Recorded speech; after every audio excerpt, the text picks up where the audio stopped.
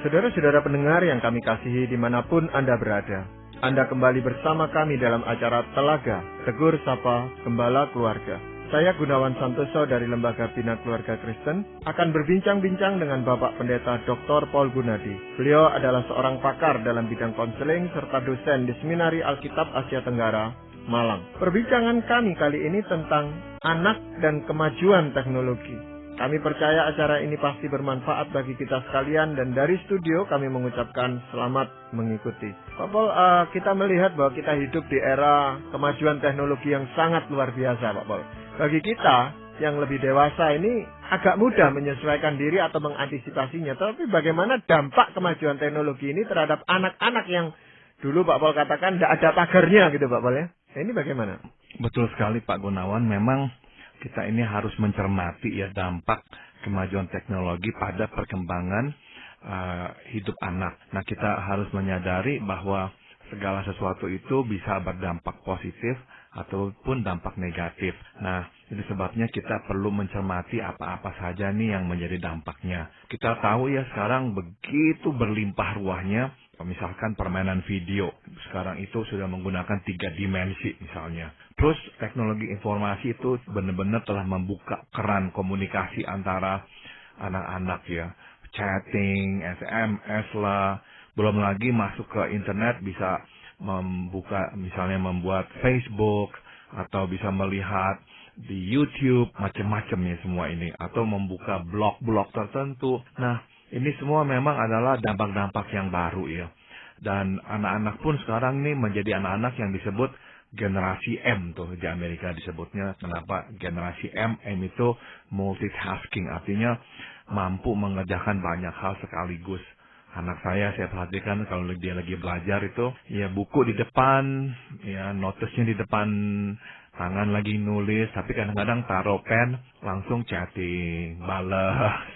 Kadang-kadang balas email, lain lagi chatting dengan email ya kita tahu ya. Nanti kadang-kadang dia masuk ke Facebook, dia lihat temennya punya Facebook. Kadang-kadang dia masuk lagi ke YouTube, nonton acara-acara tertentu. Itu semua dilakukan dalam jam yang sama, detik yang sama, dengan memang fokusnya pada belajar. Nah, itulah generasi anak-anak sekarang ini. Ya, kita kalau disuruh begitu mungkin akan pening ya, kepala kita pusing. Tapi anak-anak yang memang terbiasa gitu. Nah, kita sekarang mau bicara nih kira-kira apa nih dampak-dampaknya. Dan memang sejak dini itu anak rupanya sudah dibuat untuk tidak gagap dengan teknologi. Artinya sangat familiar dengan kemajuan teknologi seperti itu, Pak Paul ya. Dan kita ini udah tertinggal jauh ya dengan hal-hal yang mereka miliki itu. Kita benar-benar buta sekarang. Tapi mereka itu cepat sekali belajarnya. Mungkin juga keingintahuan yang besar dari anak ini terjawab dengan adanya kemajuan teknologi seperti itu, Pak Paul. Saya kira iya, Pak Gunawan. Jadi banyak hal-hal yang sekarang mereka itu cepat ketahui ya lewat teknologi informasi yang sudah begitu canggih. Tapi seperti tadi Pak Paul janjikan, kita akan membahas dampak positif maupun dampak negatifnya. Nah, Pak Paul, mungkin lebih baik kita bicara dampak positifnya lebih dulu, Pak Paul. Oke, yang pertama adalah ini, Pak Gunawan. Kemajuan teknologi tidak bisa tidak ya, akan membuat anak jauh lebih fasih dengan teknologi, terutama teknologi informasi ya. Nah, ini sudah tentu adalah dampak baiknya, sudah tentu ya, positif, karena kemajuan seperti ini membawa banyak kemudahan, seperti misalnya kemudahan mendapatkan informasi, kemudahan menjalin kontak, belum lagi keterampilan-keterampilan ini nanti dibutuhkan dalam pekerjaannya. Sebab sekarang nggak peduli ya pekerjaannya apa, hampir dapat dipastikan tuh akan menggunakan teknologi informasi dan komunikasi. Jadi benar-benar mereka itu tuh disiapkan ya untuk nanti bisa masuk ke dunia kerja mereka. Ya, dan itu berarti anak ditantang untuk maju lagi, mau berusaha lagi untuk menguasai teknologi yang perkembangannya sangat cepat itu tadi, Pak Paul. Betul sekali ya. Itu kata cepat memang benar-benar sebuah kata yang tepat ya. Sebab apa yang sekarang menjadi modern dan baru, tahun depan udah menjadi kuno ya bagi mereka ini. Nah, dengan mereka mengikutinya, mereka jadinya tidak ketinggalan. Ya, untuk itu mereka kadang-kadang tidak segan-segan harus mempelajari bahasa asing, khususnya bahasa Inggris, supaya bisa memahami apa teknologi itu sendiri, Pak Mas. Betul. Dan Ya ngomong-ngomong tentang bahasa Inggris pun sekarang ada begitu banyak program-program online agar kita bisa belajar bahasa dengan lebih cepat juga. Jadi memang sekali lagi kemajuan ini nih membuat mereka sangat fasih dan memudahkan mereka mendapatkan pengetahuan dan informasi. Ya, bagaimana dengan pergaulan, Pak Pal? Pergaulan anak-anak sampai remaja ini? Pada zaman-zaman kita ya Pak Gunawan, pergaulan itu tuh dibatasi oleh lingkup ya, oleh geografi ya. Tapi sekarang nggak lagi ya.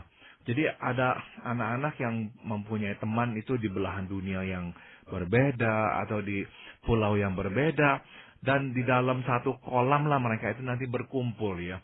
Bisa ngobrol atau apa melalui Facebook ya, mereka bisa berbagi menjadi anggota atau menjadi anggota dari mailing list. Nah itu semua disatukan sehingga yang tadinya jauh sekarang menjadi dekat. Nah jadi ini adalah salah satu dampak positifnya juga. Ya bahkan kadang-kadang sampai mereka itu berpacaran dan akhirnya menikah Pak Pal, hanya lewat dunia maya seperti ini. Betul, dan ada yang memang saya kenal ya seperti itu.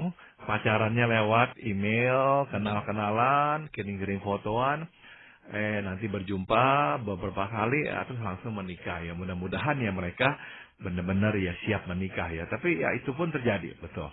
Iya. Bagaimana dengan dampak positif yang lain, Pak Pal? Yang lain adalah kemajuan teknologi telah menciptakan beragam permainan yang kreatif dan menantang. Nah, banyak anak-anak yang termasuk kategori ADHD, Attention Deficit Hyperactivity Disorder, diuntungkan oleh permainan ini, oleh karena tingkat kreativitas dan tantangan yang tinggi.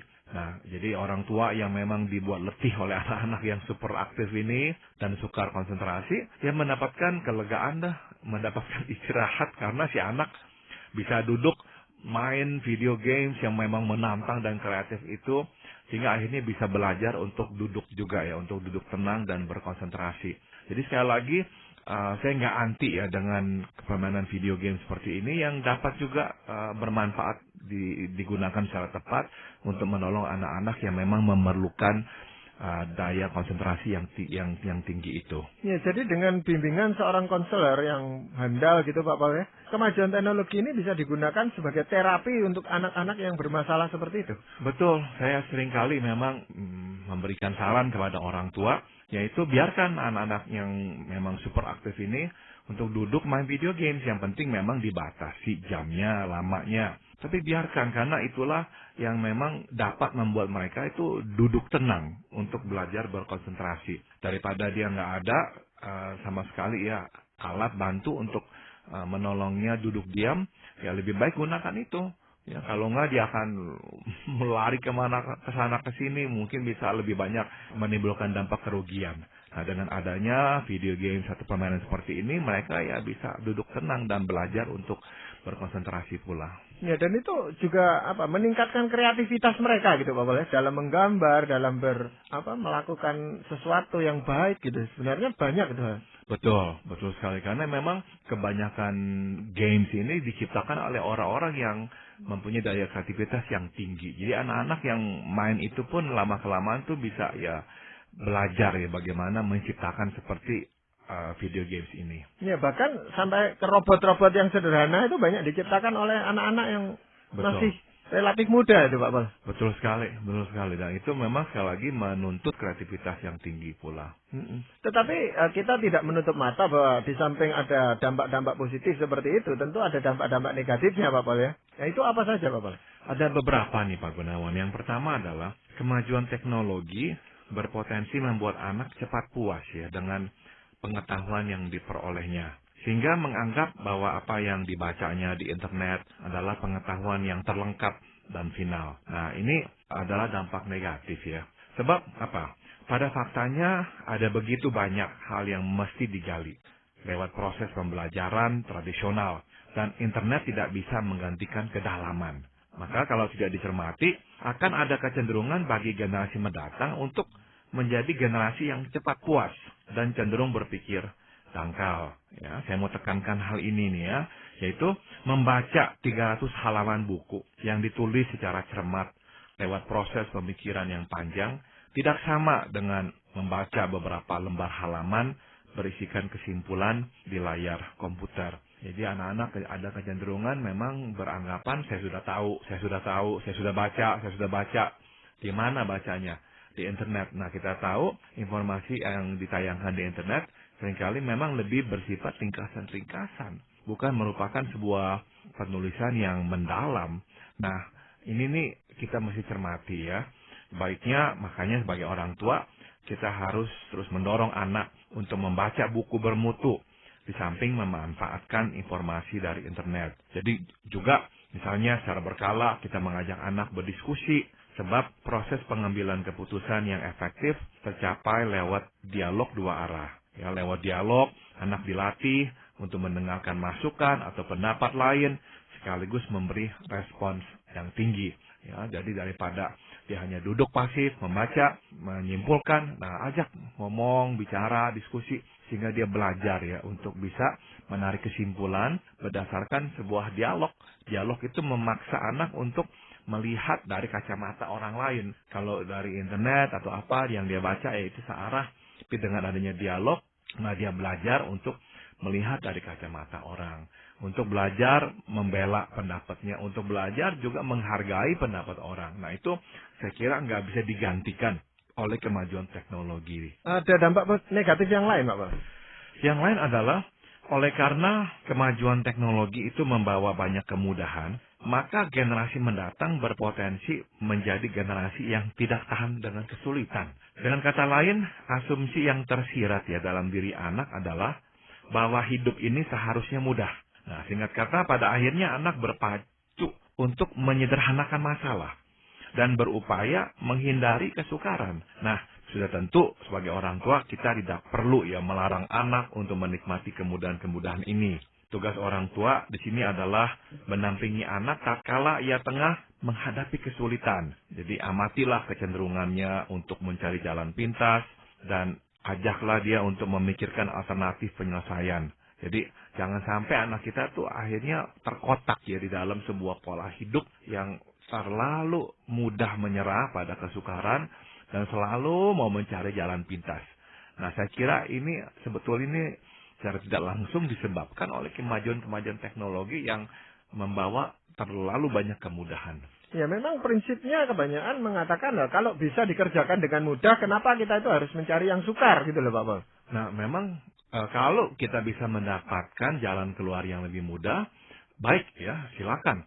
Tapi masalahnya adalah karena kita itu nggak lagi mempunyai daya tahan yang tinggi terhadap kesukaran, maka kecenderungan kita akhirnya tidak menghadapi masalah atau bukan saja kita lari dari masalah, namun ada kecenderungan menyederhanakan masalah yang seharusnya rumit. Sehingga karena kita nggak lagi tuh mau melihat masalah secara utuh, kita hanya potong-potong, ambil sana sini, akhirnya nggak lagi bisa membereskan masalahnya dengan tepat. Nah, saya kira anak-anak ini mesti diamati nih dalam hal seperti ini. Waktu dia menghadapi kesulitan, kecenderungannya untuk lari, nggak sabar dan sebagainya, itu mesti kita perhatikan. Kita ajak dia bicara, kita ajak dia untuk memikirkan, pertimbangkan apa tuh jalan keluarnya, apa tuh alternatifnya.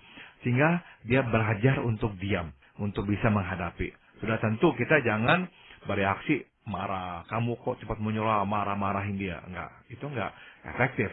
Tapi dampingi dia dan ajak dia untuk melihat alternatif penyelesaiannya. Ya, menjadi sifat anak memang untuk cepat lari dari kenyataan yang tidak enak seperti itu Pak Paul. Jadi memang dia atau mereka lebih berusaha untuk menyelesaikan masalah itu cepat-cepat atau ya lari dari kenyataan itu.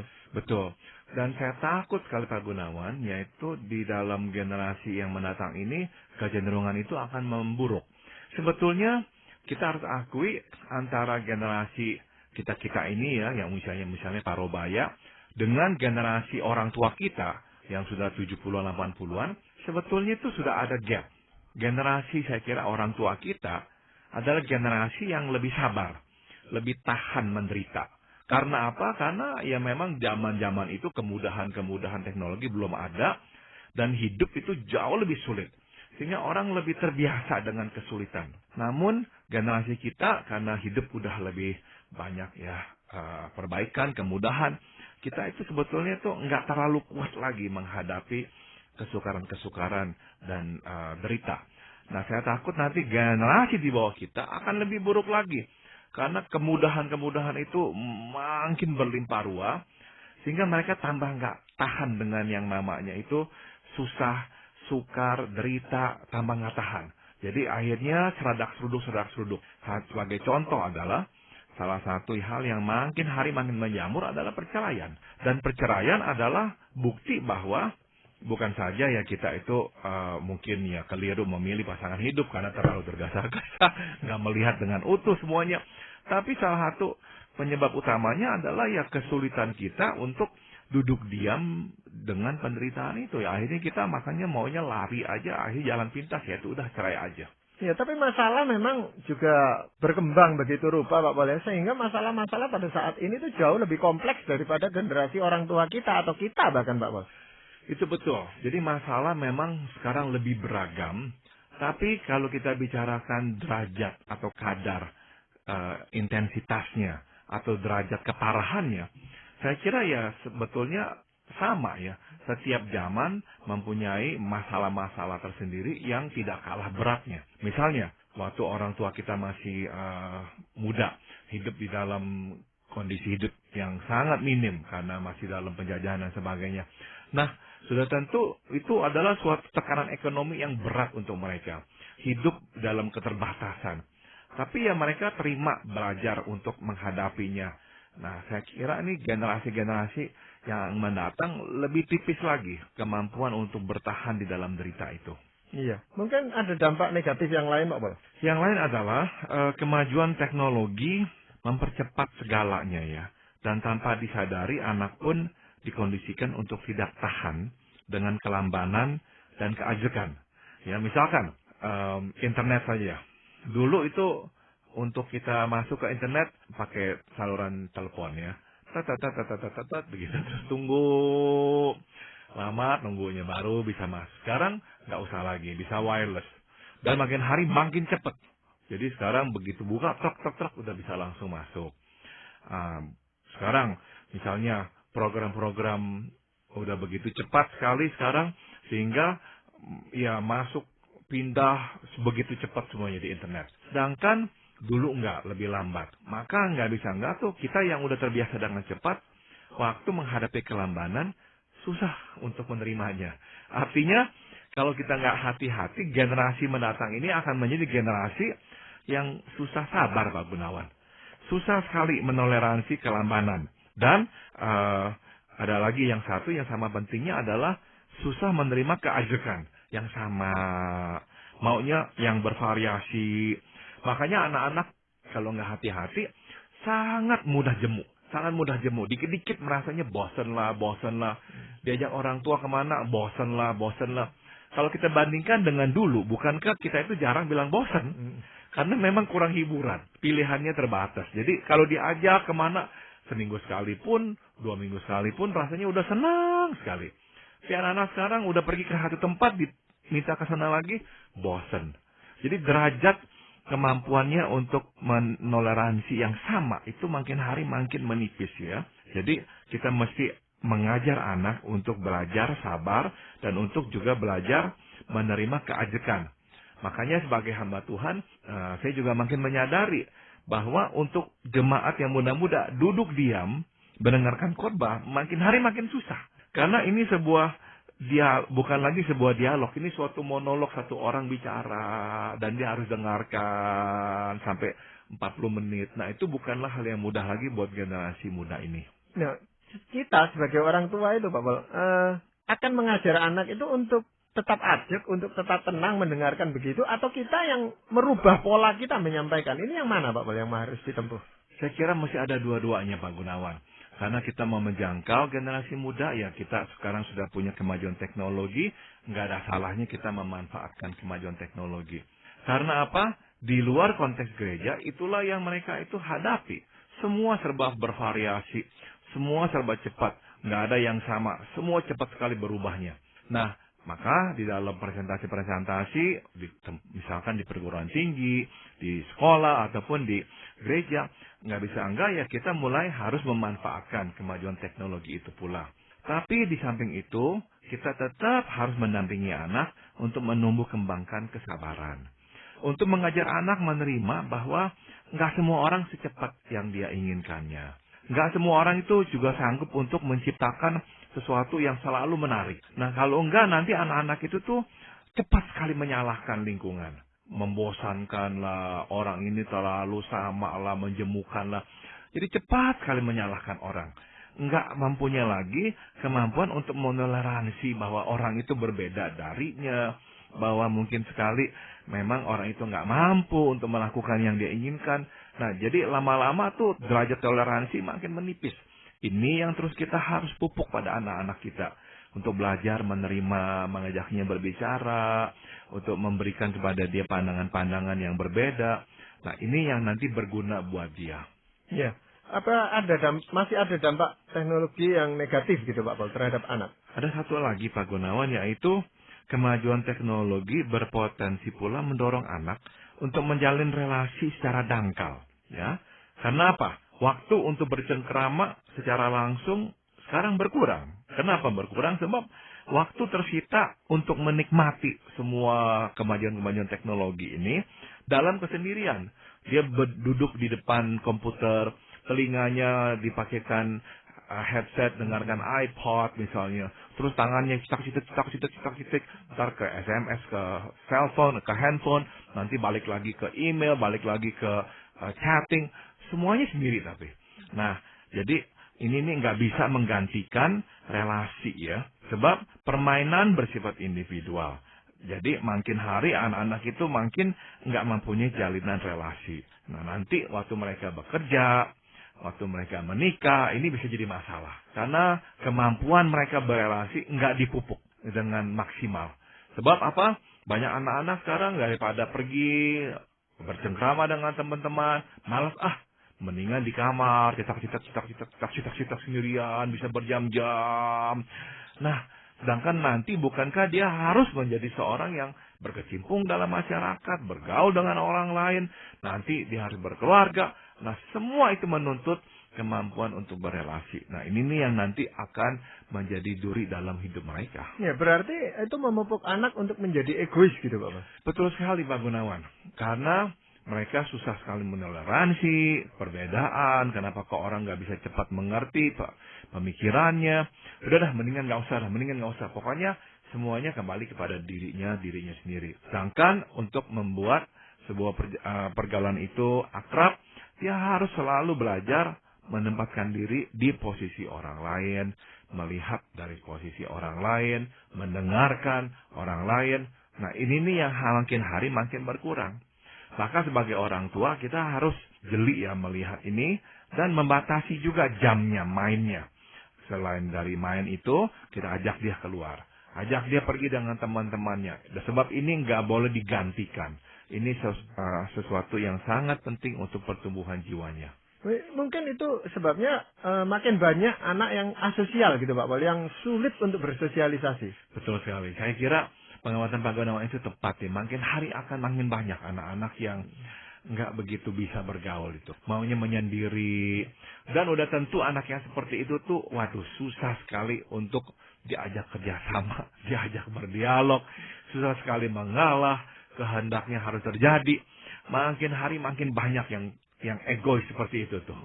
Nah, itu membentuk suatu komunitas yang masing-masing itu memang egois gitu. Jadi buat dia sebenarnya nggak masalah. Dia juga acuh kok sama saya gitu loh. Betul sekali. Inilah bahayanya Pak Gunawan. Sebab mereka itu sekarang sudah menemukan kolam pergaulan. Di mana anak-anak yang hidup dalam pergaulan itu ya serupa dengan mereka. Sehingga mereka nggak perlu lagi di luar kolam ini. Nggak usah. Yang ini aja kok, saya udah punya temen kok. Tapi risikonya adalah relasi mereka itu menjadi relasi yang dangkal. Dan ini hanyalah untuk sementara. Bukankah pada akhirnya mereka harus bekerja. Harus bersama orang. Apalagi kalau menjadi pimpinan. Harus mengatur manusia lain. Belum lagi menjadi seorang suami atau istri. Menjadi seorang ayah atau ibu. Semua menuntut kemampuan untuk berelasi. Jadi ya tetap kita harus dorong anak untuk keluar dari sangkarnya. Iya, karena pada kenyataannya tidak semua anak itu mempunyai kesempatan menggunakan teknologi semaju seperti sekarang ini. Sehingga timbul suatu gap antara mereka yang menggunakan teknologi dan mereka yang tidak mampu menggunakan teknologi itu. Tepat sekali Pak Gunawan. Dan ada kecenderungan yang sudah begitu canggih dengan teknologi akan susah sekali sabar dengan yang lain-lain itu tuh. Jadi akhirnya dia makin nanti tuh terkucilkan dari pergaulannya. Ya, jadi tanggung jawab kita sebagai orang tua itu sebenarnya ya beratnya kita sendiri tidak terlalu menguasai teknologi, menghadapi anak-anak yang lebih memahami teknologi dan tapi kita mau bahwa mereka mempersiapkan mereka untuk suatu kehidupan yang lebih baik gitu Pak Paul. Ya, jadi memang kita harus katakan ini semua banyak baiknya ya, banyak manfaatnya. Tapi kita juga harus sadarkan anak-anak akan beberapa dampak negatifnya ini. Supaya mereka menyadari bahwa ada yang harus mereka perhatikan. Ya, jangan hanya tenggelam di dalam teknologi-teknologi ini. Tapi mereka itu kan sedang dipersiapkan untuk masa depan, di mana teknologi itu memang digunakan dengan sangat banyak di dalam bidang kehidupan mereka, Pak Paul. Betul. Tapi ya sekali lagi kita tekankan kepada anak-anak bahwa teknologi komunikasi tidak bisa menggantikan komunikasi itu sendiri, ya. Bahwa komunikasi itu tetap harus dilakukan muka dengan muka. Relasi itu hanya bisa bertumbuh di dalam kenyataan, bukan di dalam dunia maya. Jadi inilah hal-hal yang kita harus tekankan kepada anak. Bagaimana kamu harus belajar bersabar, mentoleransi perbedaan, mengerti orang yang tidak sama dengan kamu. Ini hal-hal yang perlu kita tekankan agar tidak sampai anak-anak itu terlalu akhirnya egois. Ya, dan yang terpenting kita kembalikan mereka kepada firman Tuhan karena yang dikhawatirkan mereka mempertuhankan teknologi itu, Pak Paul. Nah, dalam hal ini apakah ada firman Tuhan yang ingin Pak Paul sampaikan? Yesaya 30 ayat 15 berkata, dengan bertobat dan tinggal diam, kamu akan diselamatkan. Dalam tinggal tenang dan percaya, terletak kekuatanmu. Terpenting adalah kita mengajar anak bahwa semua kemajuan teknologi tidak boleh menggantikan Tuhan dalam hidupnya. Pada akhirnya, semua ini tidak akan dapat menyelamatkannya dari dosa. Hanya Tuhan dan kasih karunia-Nya yang menyelamatkan kita dari dosa. Problem teknologi dapat dipecahkan lewat teknologi. Namun masalah relasi dan hati manusia tidak akan dapat diselesaikan lewat teknologi. Ya, terima kasih Pak Paul untuk perbincangan ini. Dan para pendengar sekalian, kami mengucapkan banyak terima kasih Anda telah mengikuti perbincangan kami dengan Bapak Pendeta Dr. Paul Gunadi dalam acara Telaga, Tegur Sapa Gembala Keluarga. Kami baru saja berbincang-bincang tentang anak dan kemajuan teknologi. Bagi Anda yang berminat untuk mengetahui lebih lanjut mengenai acara ini, silakan menghubungi kami lewat surat. Alamatkan surat Anda ke Lembaga Bina Keluarga Kristen atau LBKK, Jalan Cimanuk 58, Malang. Anda juga dapat menggunakan email dengan alamat telaga@indo.net.id. Kami juga mengundang Anda mengunjungi situs kami di www.telaga.org.